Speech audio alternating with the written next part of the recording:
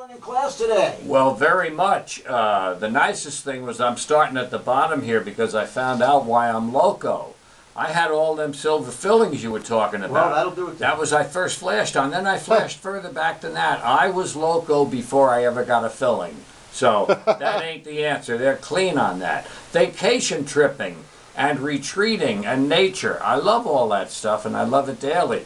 And the funny thing was, I was talking with Dennis, our boy who lives out in California, yesterday, and he had been telling someone how much he dug moving from here and there and doing this and that. And he said, you know, Dad, our whole life has been a vacation. and basically, you know, he's right. Out of the youth comes the wisdom.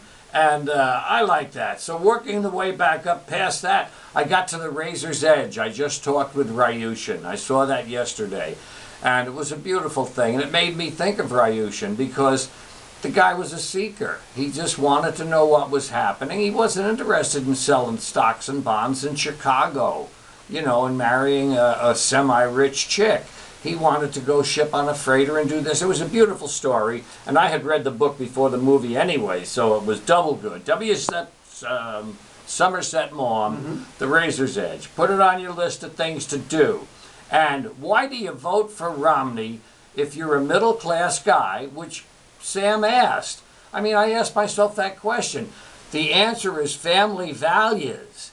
They get under you and they slip it in that some gay guy in Phoenix is going to marry another gay guy, and that's going to do something to your life. You know, so they upset these people that are scared of a lot of things, and they slip that in, and they vote against their own monetary self-interest and award tax breaks to the super obscenely wealthy because they're worried about the Ten Commandments. So if you're going to shoot yourself, right on. Go down and get some ammo.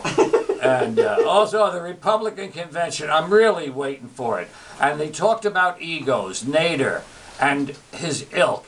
You know, I met a worker dude. They're going to have Trump talk there. I met a worker dude up at the Mountain Jam, and we're talking to this and that. And, you know, after a few minutes, you begin to see you're talking to a kindred spirit. And you say, oh, yeah, well, I'm Patrick. And he says, yeah, well, he says, I'm Trump. He said, but not like that a-hole. I'm not related to him. I mean, when you have to give your last name and then put a disclaimer behind it that you're not related to this egomaniac, I mean, you've carved a place in history. Trump on those big buildings. It's comical. It keeps me laughing. Literacy and promising you won't marry your kinfolk, two good things that you should answer before you're given a gun. I hear the music coming. Patrick Carlin, thank you. Thanks to Risha Mar. Thanks to Sam Greenfield. Thank you to Joe Raiola. Owen Sletson for pushing the right buttons. If you keep the dial tuned right where it is, 100.1 Radio Woodstock, Jimmy Buff will play great music and keep you company all afternoon. Special programming this evening, so keep it tuned here and join us next week for more of the Woodstock Roundtable. Bye, kids.